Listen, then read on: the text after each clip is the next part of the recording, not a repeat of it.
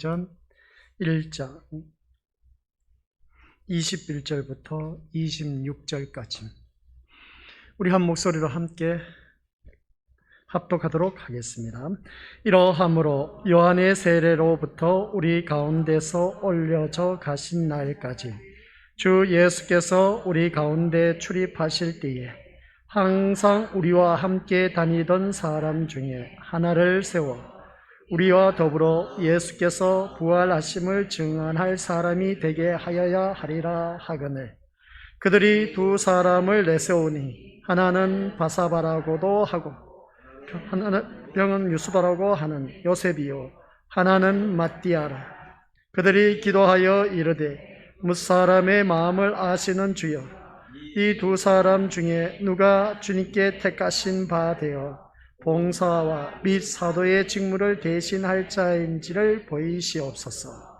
유다는 이 직무를 버리고 제 곳으로 갔나이다 하고 제비 뽑아 마띠아를 얻으니 그가 야란 사도의 수에 들어가니라. 아멘. 이 말씀은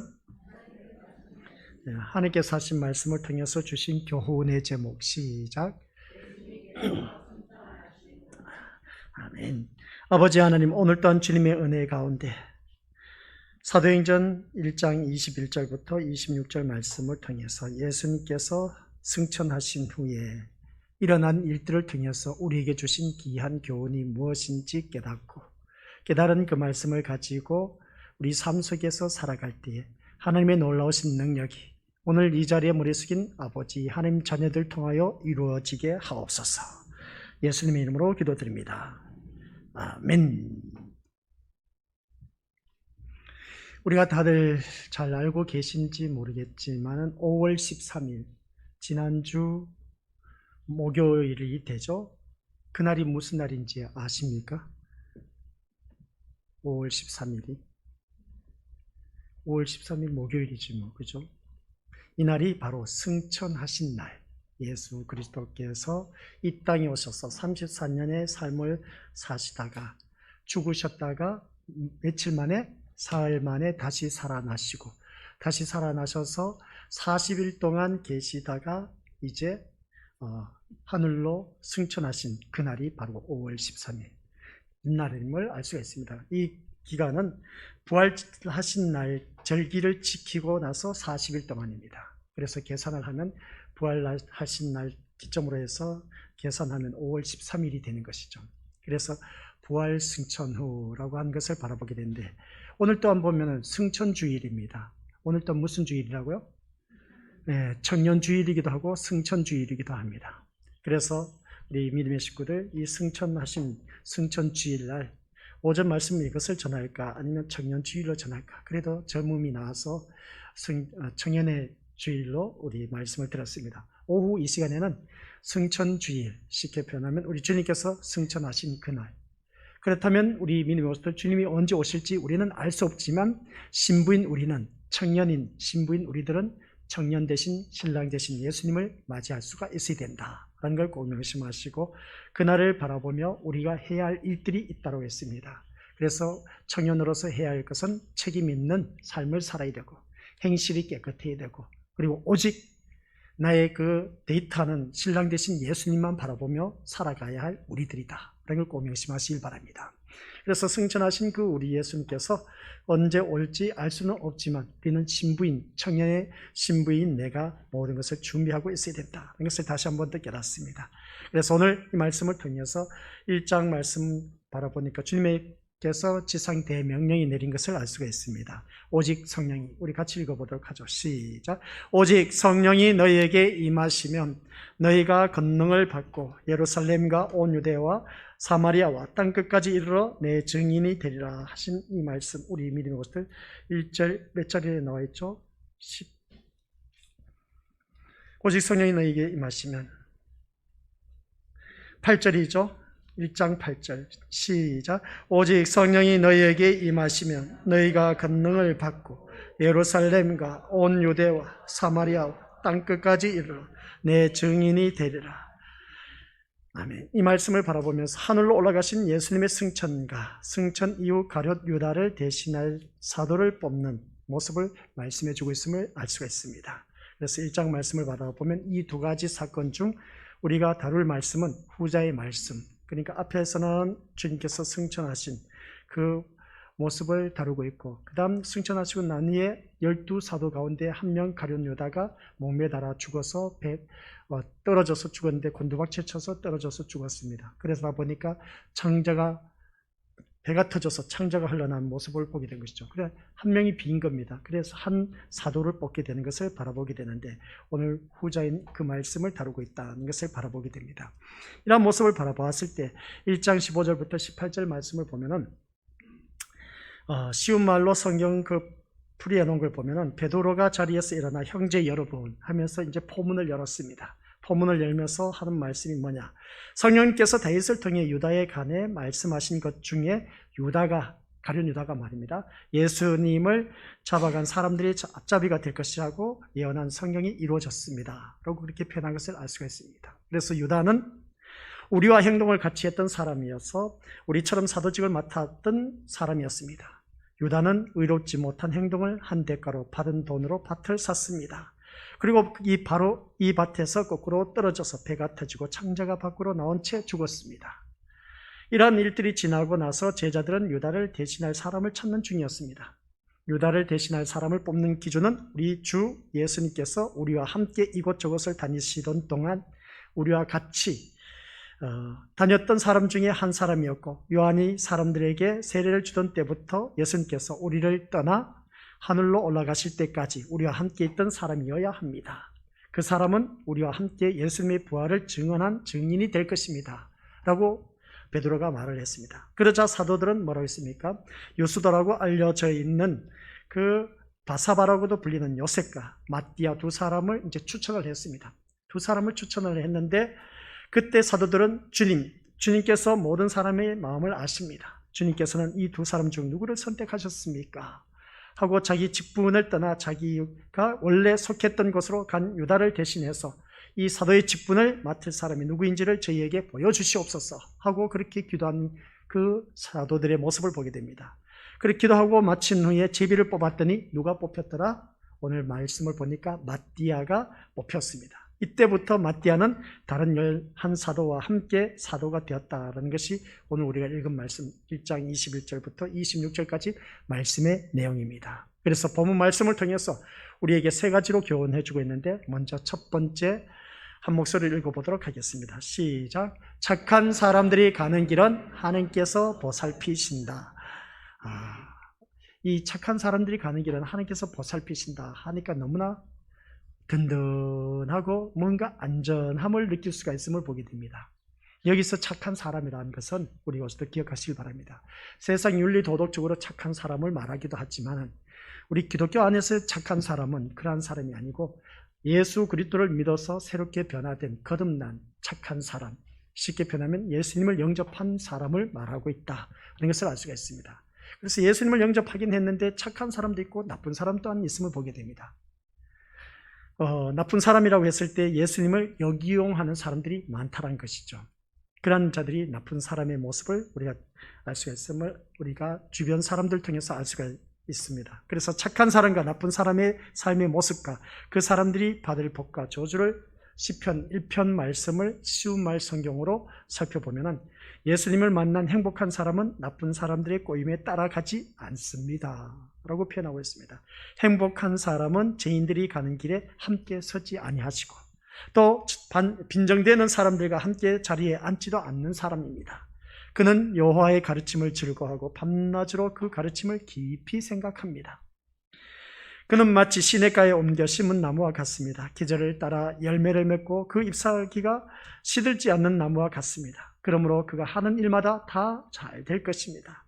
나쁜 사람들은 그렇지 않습니다. 그들은 마치 바람에 쉽게 날아가는 겨와 같습니다. 그러므로 나쁜 사람들은 하나님께서 내리시는 벌을 견뎌낼 수가 없을 것입니다.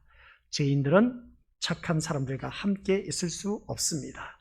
착한 사람들이 가는 길은 여호와께서 보살펴 주시지만 악한 사람들이 가는 길은 결국 망할 것입니다 라고 하는 것이 시편 1편의 말씀입니다. 1편의 말씀이 1절부터 6절까지 말씀 내용이죠. 그래서 마지막에 가서 보면 착한 사람들이 가는 길은 여호와께서 보살펴 주신다라는 말씀. 그러나 악한 사람들은 결국은 망한다라고 했습니다. 오늘 이 자리에 앉아 계신 우리 귀한 믿음의 권속들은 한결같이 이 말씀을 바라보니까 착한 사람들이 가는 그 길, 하나님께서 보호해 주시는 그 놀라운 축복을 받아 누리시기를 주님의 이름으로 간절히 축원드립니다. 그래서 우리가 흔히 복이라고 생각하는 것들은 다 자기 육체와 관련된 것들을 말하고 있음을 알 수가 있습니다. 사람은 육과 함께 영으로 구성된 존재라는 것 다들 잘 알고 계시죠? 그래서 그러므로 육만 복을 누린다면 진정한 의미에서 복을 누린다고 말할 수가 없다는 것입니다. 육신의 모든 복을 받아 누린다고 해서 그게 다 복이냐? 세상 사람들은 그렇게 말하고 있지만 우리는 그렇게 말하고 있지 않다는 겁니다. 그런 복은 육의 그 소멸과 함께 다 사라질 제한된 복에 지나지 않는다는 것이죠. 그래서 육신의 복은 그 사람의 몸이 소멸될 때 다 사라진다라는 그런 말씀 내용입니다. 진정한 복은 영이 복을 누리는 것이다 라는 걸 꼭 기억하시길 바랍니다. 그래서 신약 성경에서 내 영혼이 잘된 같이 범사에 잘되기를 내가 간구하노라 하신 말씀 다들 잘 알고 계시다 봅니다. 영은 영원하기 때문에 영이 복을 누려야 진정한 복이다 라는 말씀 내용이죠. 그러한 그 점에서 진정한 복은 사람들이 흔히 복이라고 말하는 세속적인 복의 개념을 초월한 것이다 라는 것을 보게 됩니다. 그래서 우리가 살아가는 삶의 모습 보면 세상적인 복 때문에 안달부달하면서 막 이러쿵저러쿵 하는 그 모습을 바라보게 되는데, 그런 복에서 우리는 초월해서 이제는 영적인 복을 소망하는 그런 자가 되어야 된다라는 말씀 내용입니다. 그런 점에서 진정한 복은 사람들이 흔히 복이라고 말하는 세속적인 복의 개념을 초월할 수 있는 그런 우리가 되어야 된다는 말씀 내용이죠. 성경이 이처럼 세속적인 복에 대해서 말하고 있음에도 불구하고 성경적 복의 개념은 이러한 세속적 의미의 개념을 초월하고 있다는 것을 기억하시길 바랍니다. 그래서 세상에서 원하는 세속적인 복이 아닌 성경에서 말씀하고 있는 복이 어떤 복이냐, 그런 말씀 내용입니다. 그래서 예수님은 산상수훈의 첫머리에서 진정한 복의 의미에 대해서 8가지로 팔복에 대해서 말씀하고 있는 것을 우리가 마태복음 5장을 다루었습니다. 1절부터 12절까지. 그래서 그 팔복을 바라보면 심령이 가련한 자, 애통하는 자, 온유하고 의에 줄이고 목마른 자, 긍휼히 여기는 자, 마음이 청결한 자, 화평케 하는 자, 의를 위하여 핍박을 받은 자 하면서 이렇게 8가지 복을 쭉 나열하는 것을 보게 됩니다. 여기에서 진정한 성경적 복의 개념이란 세속적 복의 개념과는 전혀 다르거나 심지어는 상반되는 것이기도 하다는 것을 우리가 알 수가 있었습니다. 가난, 애통, 핍박, 세속적인 복의 그 개념에서 보면 복이 아니라는 불행인 것입니다. 세상적인 그 눈으로 바라보면 불행인 것이죠. 그러나 영적인 눈으로 바라봤을 때 그것은 진정한 복이 되는 것은 이것이 영생복락의 천국과 영원한 위로를 가져다 주기 때문이다 라는 그런 말씀의 내용입니다. 오늘 우리 이 자리에 앉아 계신 우리 것들 기억하시길 바랍니다. 내가 지금 이 자리에 무엇 때문에 나와 앉아 있는지, 세속적인 의미의 복은 육체의 소멸과 함께 소멸되는 것들이라는 것을 다들 잘 알고 계십니다. 내가 죽고 나면 벌어놓은 돈도 다 어떻습니까? 두고 가야 할 우리들의 모습인 겁니다. 자손들이 있으면 물려주는 것이죠. 또 그것은 한편으로는 복이지만 다른 한편으로는 복이 아닐 수도 있다는 것입니다. 말하자면 세속적인 의미의 복은 매우 제한된 의미이다라는 것을 보게 됩니다. 제한된 그 복을 우리가 추구하면서 살아가는 우리들의 모습, 이에 비해서 성경적인 의미의 복은 영원한 복이라는 것을 기억하시길 바랍니다. 그래서 한시적인 복을 추구할 것이냐, 영원한 복을 우리가 추구할 것이냐, 그런 말씀 내용인데, 장차 육과 영이 함께 누릴 복을 우리가 오늘 성경 말씀을 통해서 우리가 다시 한 번 더 깨달아야 하는 것을 알 수가 있습니다. 그래서 성경은 이러한 복을 위하여 때로는 세속적인 의미의 복을 포기할 것을 요구하고 있다는 것입니다. 아유, 그럴 바에 뭐하러 교회 다닐까? 라고 하는 그런 분들이 또한 있을 겁니다. 아니, 그래도 교회를 다니면 세속적인 그 놀라운 복을 우리가 받아 누려야 되지 않겠느냐는 겁니다. 근데 성경의 말씀 바라보니까 세속적인 복을 우리는 포기할 줄 알아야 된다 라는 것을 오전 시간 우리 청년 비유를 통해서 또한 잘 알아들었으리라 봅니다.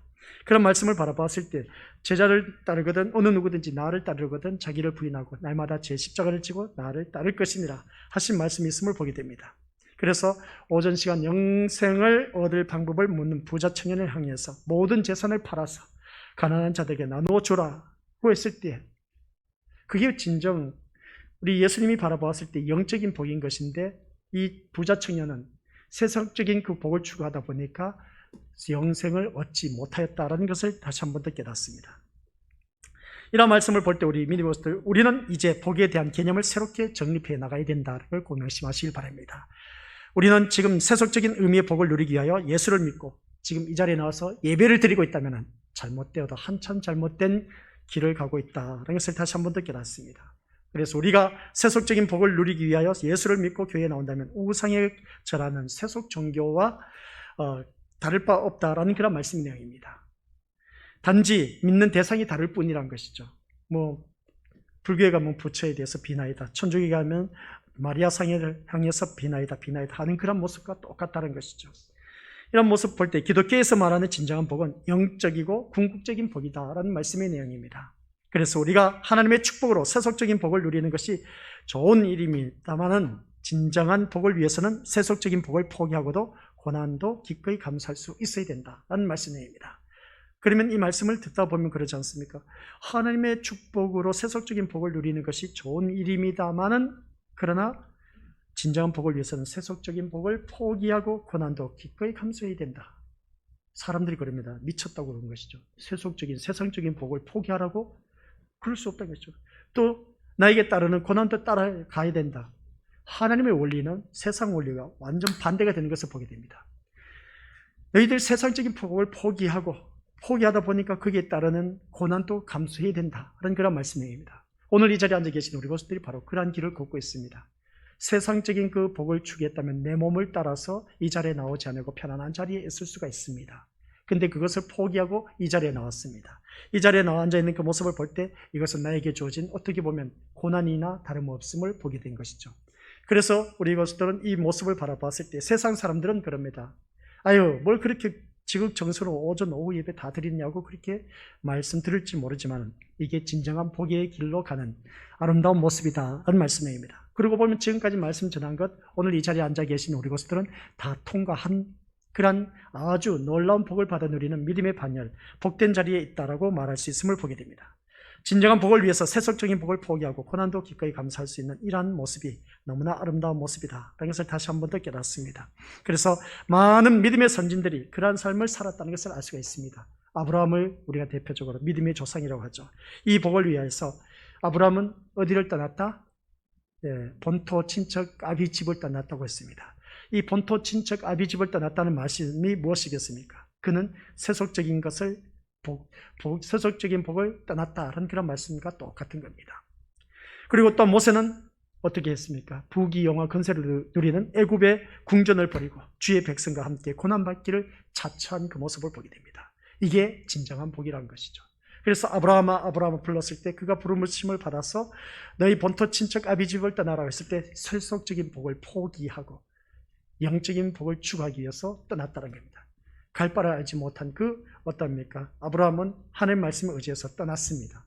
그래서 그는 전인류의 그 믿음의 조상 아브라함이 되었던 것을 보게 된 것이죠. 하늘을 바라봐라. 하늘을 바라보니까 별이 얼마나 많은지 모릅니다. 그리고 일단 바닷가 모래를 보라 했더니 바다의 모래가 엄청나게 많은 겁니다. 너희의 후손들이 이렇게 많을 것이다 라고 하는 그 축복을 주신 것을 바라보게 됩니다.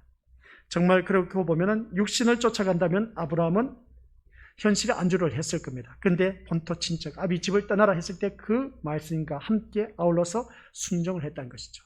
오늘 이 자리에 앉아 계신 우리 것들이 참 잘하고 계신 겁니다. 그 말씀에 순종해서 본토 친척 아비 집을 떠났다는 것은 세속적인 것을 포기하고 세속적인 안일함을 포기하고 세속적인 유혹을 포기하고 지금 이 자리에 나와 앉아있다는 사실, 아브라함과 같은 믿음으로 떠나서 이 자리에 나와 앉아 계십니다. 참 잘한 일인 것이죠. 모세는 애굽의 궁전을 버리고 라고 했습니다. 궁전에서 마음껏 누리면서 호화호식하면서 그렇게 살아갈 수 있었던 그가 그 모든 것을 다 포기하고 같은 백성들과 함께 고난받는 것을 자처했다고 하는 것을 보게 됩니다. 사소고생했다는 것이죠. 미친 짓이라고 그렇게 표현할 수가 있음을 보게 됩니다. 그 좋은 자리 위에 마다하고 궁전을 포기하고 이 어려운 백성들과 함께 고난받기를 좋아했느냐는 내용인 것이죠. 또 주의 제자들과 초대교회 성도들 또한 기꺼이 핍박을 감수했다는 것은 신약 성경에 와서 우리가 살펴볼 수 있습니다. 이처럼 하나님을 믿는 착한 사람은 세상의 복을 쫓지 않고 진정한 복을 추구하며 고난도 기꺼이 감수할 수 있어야 한다라는 말씀 내용입니다.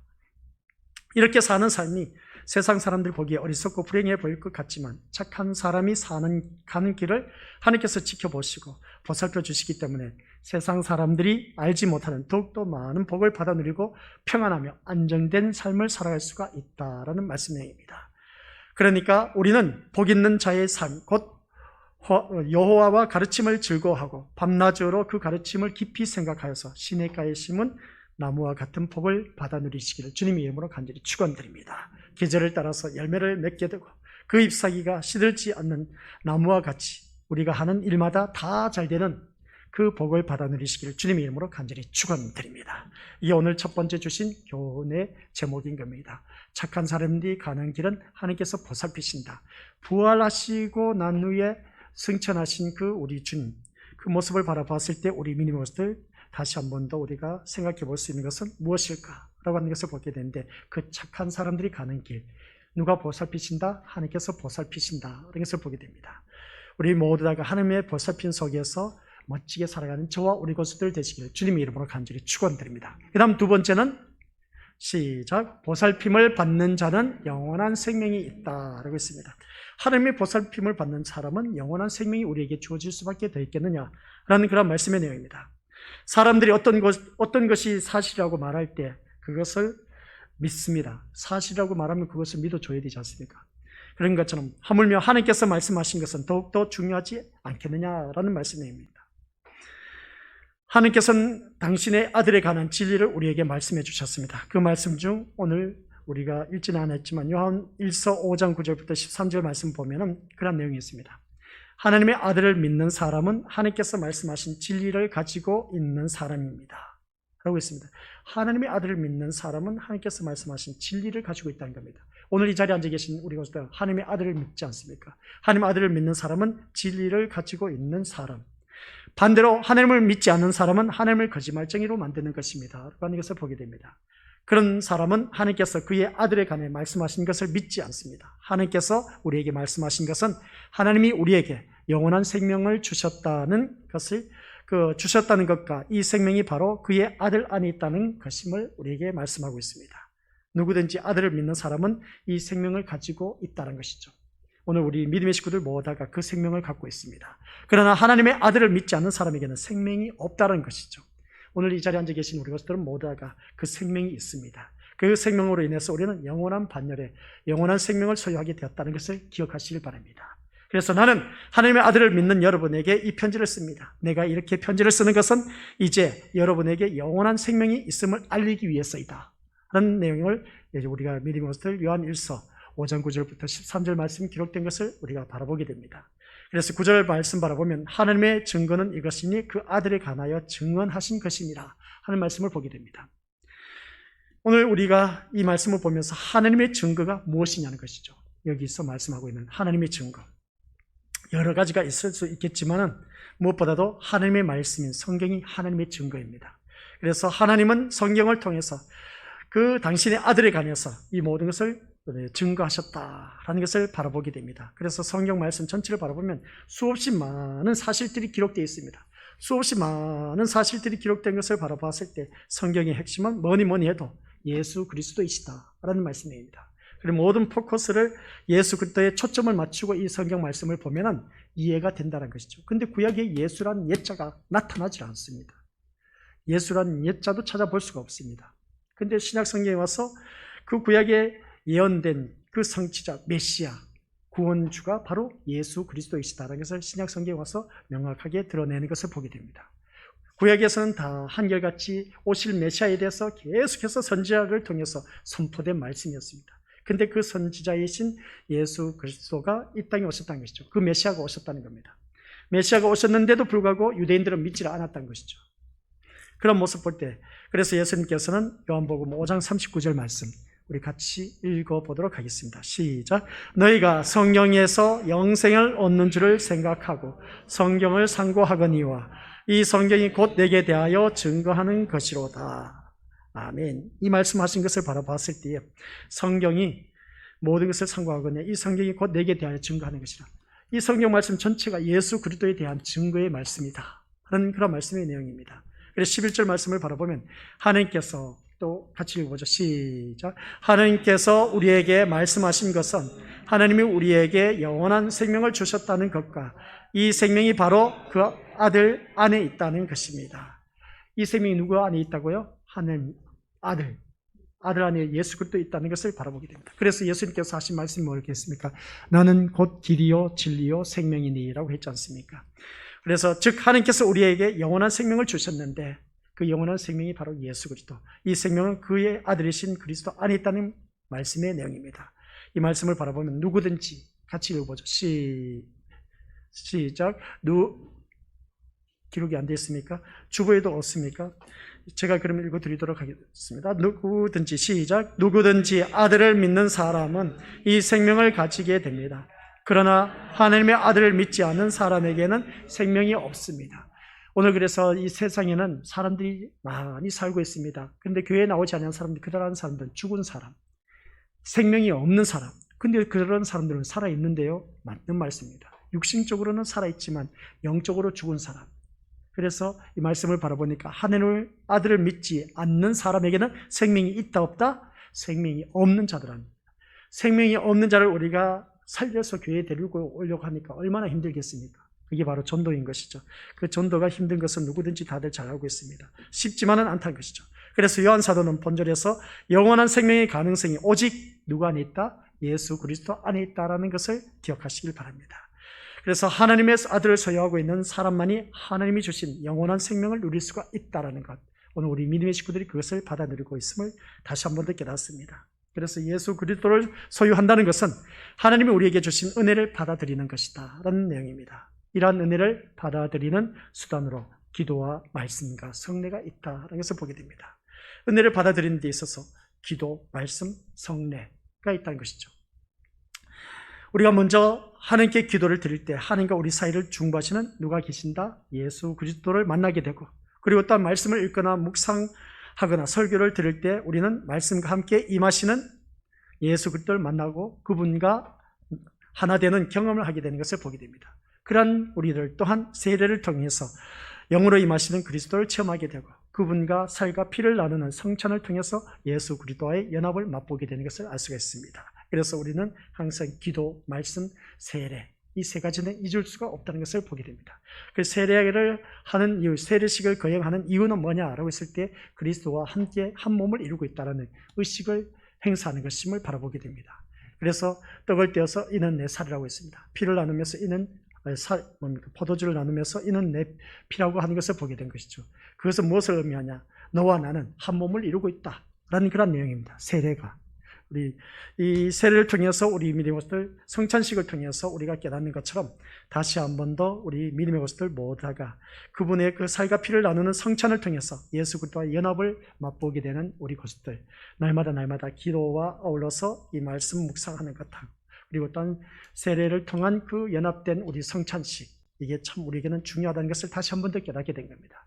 그래서 그리스도를 체험하게 되고 그분의 살과 피를 나누는 성찬, 우리에게는 너무나 귀한 성찬식이다 라는 것을 기억하시고, 우리 예수 그리스도를 통해서 영원한 생명을 이미 소유한 사람들, 오늘 이 자리에 앉아 계신 우리 고수들이다 라는 내용입니다.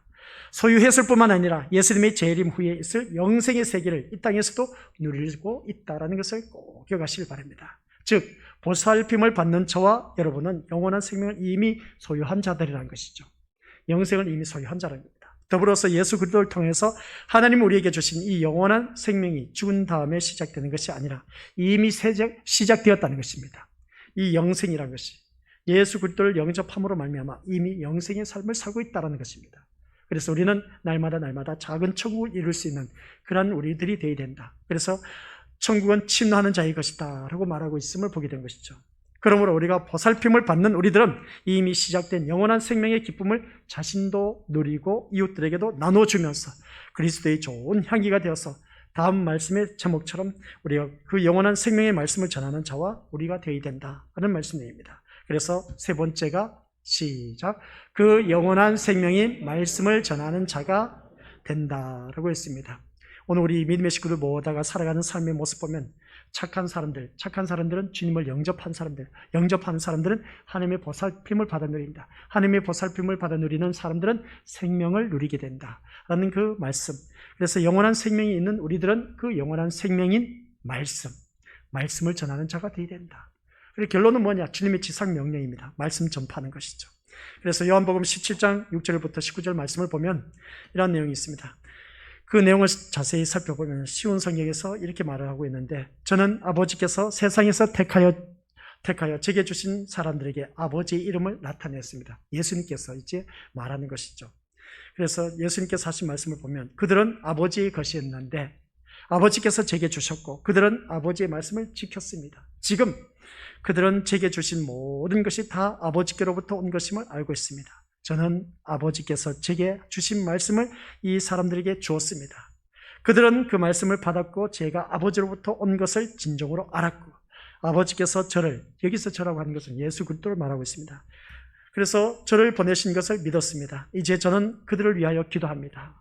세상 사람을 위해서가 아니라 아버지께서 제게 주신 자를 위해서 기도합니다. 여기서 참 너무 감동적이지 않습니까? 세상 사람을 위해서가 아니라 하나님 아버지께서 저에게 주신 자를 위해서 제가 기도합니다. 예수님께서 하신 말씀입니다. 집에 가서 한번 읽어보시기 바랍니다. 요한복음 17장 6절에서 19절 말씀 내용입니다. 그것은 그들이 아버지의 것이기 때문이다 는 내용입니다. 제 것은 다 아버지의 것이고 아버지의 것은 다 제 것입니다. 그리고 저는 그들로 말미암아 영광을 받았습니다. 저는 더 이상 세상에 있지 않겠지만 이 사람들은 계속 세상에 있습니다. 그리고 저는 아버지께로 갑니다. 거룩하신 아버지께서 제게 주신 아버지의 이름 저들을 지켜주셔서 우리가 하나인 것 같이 그들도 하나가 되게 하여 주시옵소서. 제가 그들과 함께 있는 동안 저는 아버지께서 제게 주신 아버지의 이름으로 그들을 지켰습니다. 저는 그들을 보호하였습니다. 멸망의 자식을 빼놓고는 그들 중 한 사람도 잃지 않았습니다. 여기서 멸망 중에 한 사람은 가룟 유다를 말하고 있는 것이죠. 모든 사람을 지켰다는 겁니다. 멸망의 자식은 이런 것은 성령 말씀이 이루어지게 하기 위함이었습니다 라고 하는 것을 볼 때 중반까지 말씀했습니다. 이제는 저는 아버지께로 갑니다 라고 하는 것은 이제 십자가 사건으로 인해서 하나님께로 돌아간다라는 말씀이죠. 제가 세상에 이것을 말하는 것은 저의 기쁨이 그 사람들 속에 충만히 있도록 하려는 것입니다. 제가 아버지 말씀을 그들에게 주었습니다. 제가 세상에 속하지 않는 것처럼 그들도 세상에 속하지 않았으므로 세상은 그들을 미워하였습니다. 제가 구하는 것은 아버지께서 그들을 세상에서 데려가 달라는 것이 아니라 악으로부터 지켜주시라는 것입니다.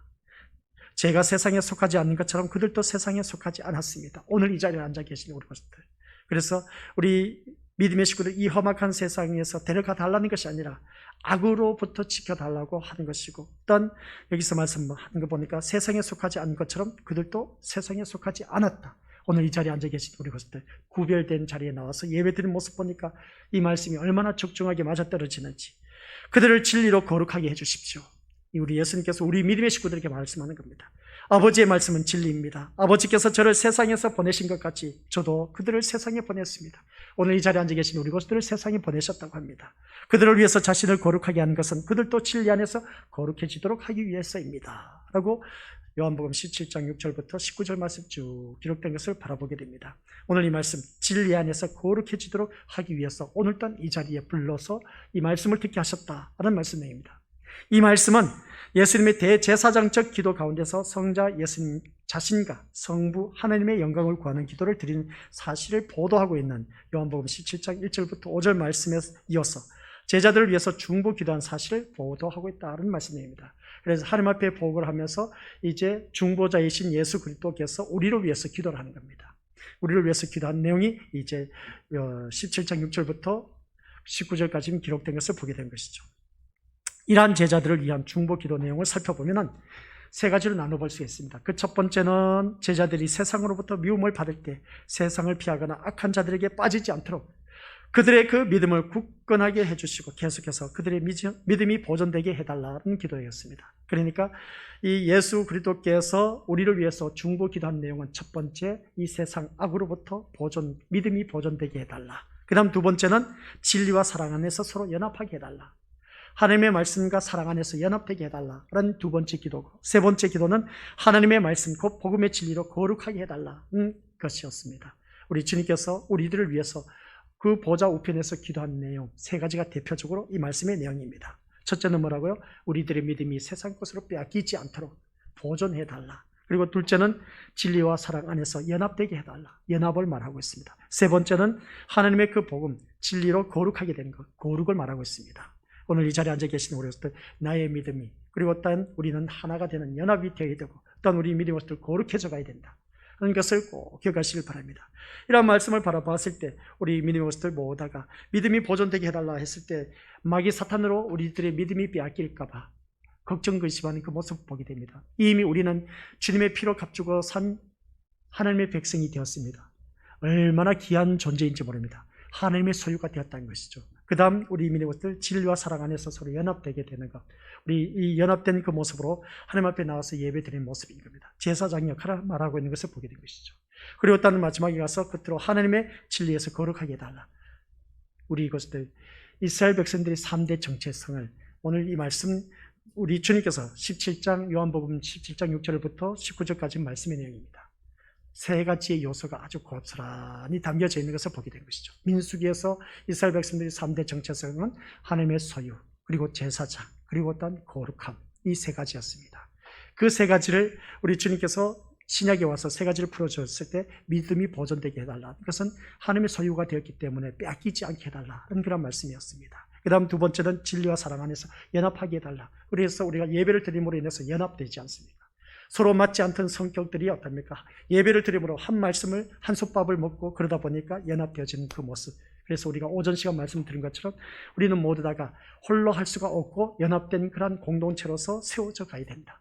그리할 때 그 신앙이 참 신앙이고 온전한 신앙이다 라고 말을 했지 않습니까? 그 다음 세 번째 말씀하고 있는 마지막으로 하나님의 그 거룩함으로 우리가 어느 누구든지 변화되어야 된다는 것. 내가 거룩하니 너희도 거룩할지니라. 이 3대 정체성을 예수님께서는 신약 성경에서 이렇게 또한 자세하게 우리에게 풀어주고 있다라는 말씀입니다. 이게 바로 예수님의 중보기도 세 가지였습니다. 이스라엘 백성들의 정체성이 우리 예수님께서 신약에 와서 그 정체성을 세 가지를 위해서 기도를 하셨다는 내용이죠. 그게 바로 요한복음 17장 6절부터 19절까지 말씀의 내용이었습니다. 그래서 복음 전달로서 사명을 감당하게 될 때 필연적으로 받게 될 세상의 핍박을 능히 이겨나가게 해달라는 것을 바라볼 때 우리 예수님의 제자들은 예수님께서 신약 선민인 세계의 그 모든 성도를 예수님이 승천하시고 후 재림하시기까지 지상에서 생활할 동안 신앙과 생활의 중심이 될 교회의 창설자로 세우셨다는 말씀 내용입니다. 그래서 우리는 이렇게 주님 앞에 나와서 예배를 드리고 있다는 것이죠. 따라서 전 성도들을 위한 것이기도 하다는 말씀 내용입니다. 우리는 사람들이 하나님을 가까이 느끼게 만드는 것이 우리의 임무라는 겁니다. 예수님께서 이 세상에 오셔서 행하신 중요한 일에 대한 언급이 나옵니다. 그것은 사람들에게 아버지의 이름을 나타내신 것입니다. 그러니까 이 일은 그분이 이 세상에 오신 목적이었다면 성공적으로 그 목적을 완수하셨다는 것이죠. 그래서 우리 예수님은 십자가 사건으로 인해서 그 하나님의 이름을 더욱더 거룩하게 완벽하게 그 나타내신 그 모습을 보게 됩니다. 그래서 성경학자 바클레이가 하는 말이 있습니다. 예수님을 통해서 제자들은 하나님의 참된 속성을 알게 되었고 무엇보다도 인류를 향하신 하나님의 사랑과 구원 계획을 깨달을 수가 있었습니다.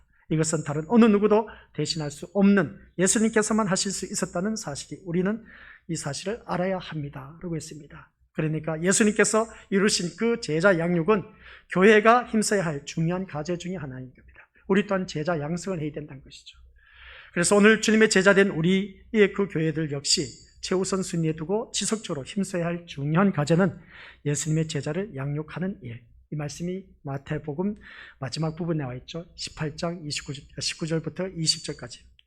변화된 생활을 통해서 이를 증거할 수 있게 꾸준히 지도하고 훈련해야 하고 또 교정해 나가야 된다는 말씀 내용입니다. 이것은 하나님께서 우리의 교회들에게 부여하신 중요한 그 지상 명령인 겁니다.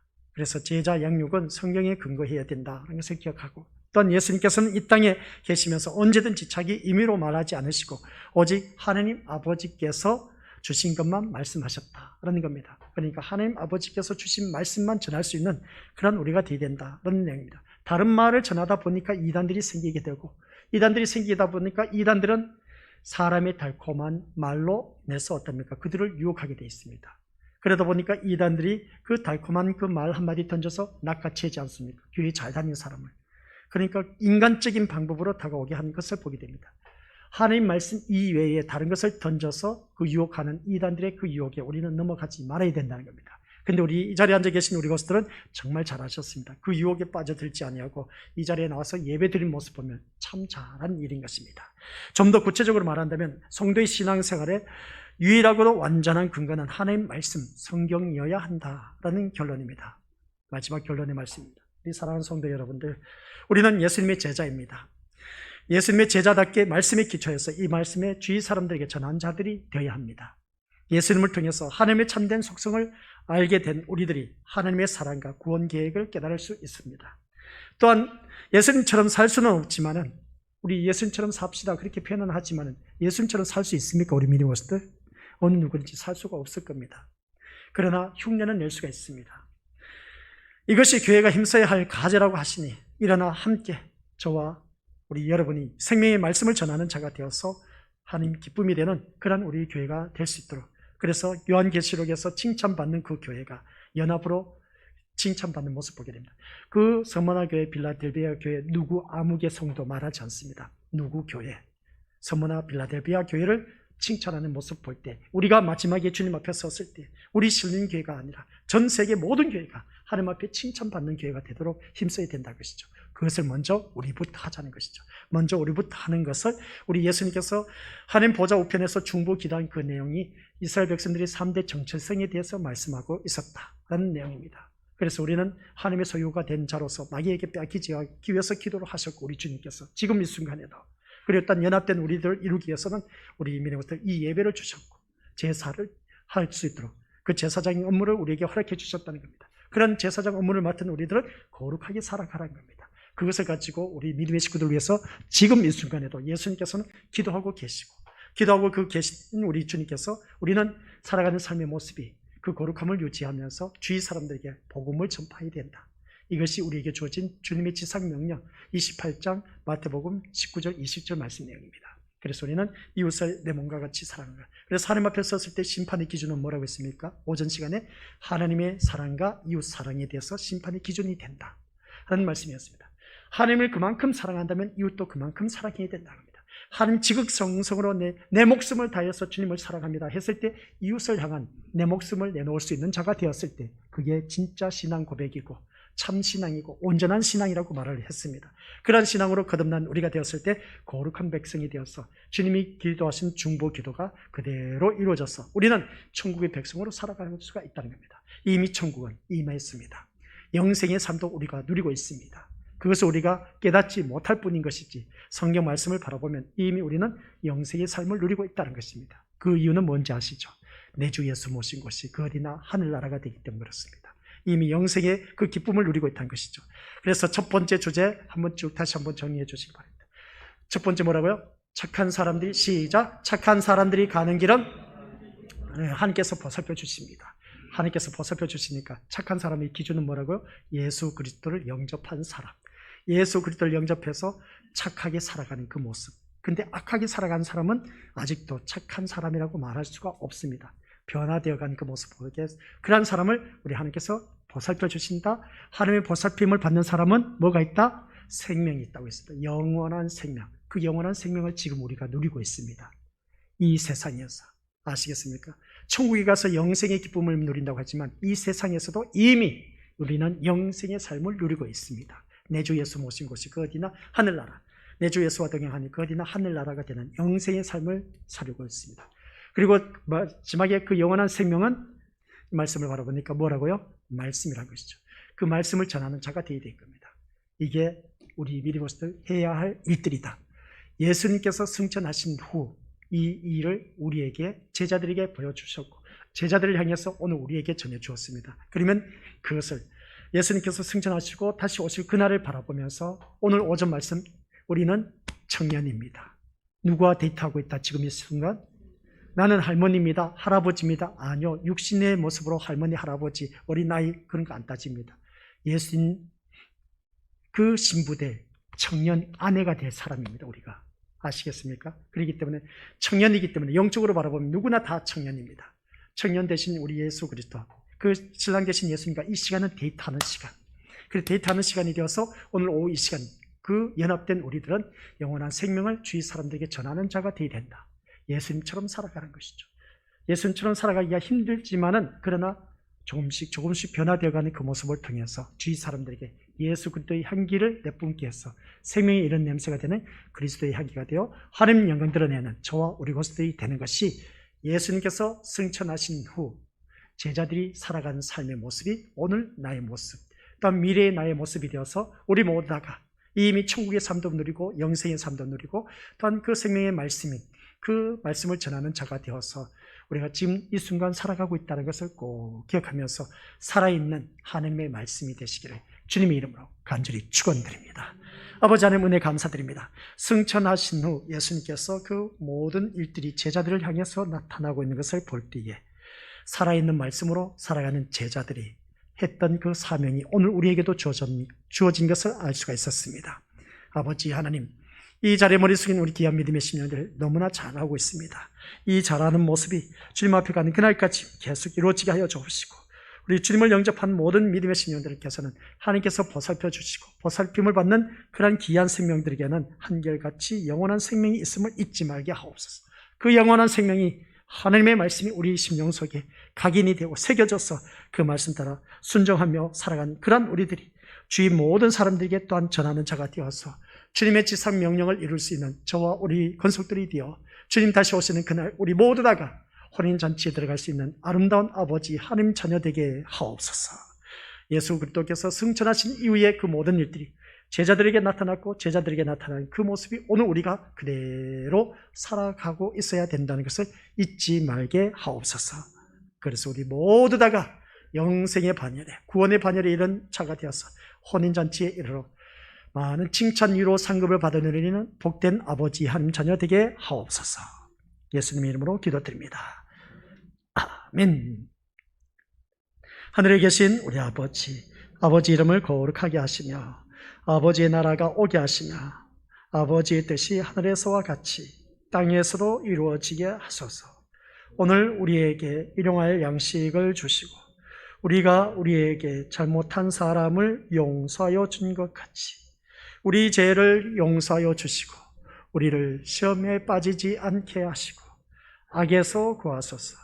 나라와 권능과 영광이 영원히 아버지의 것입니다. 아멘.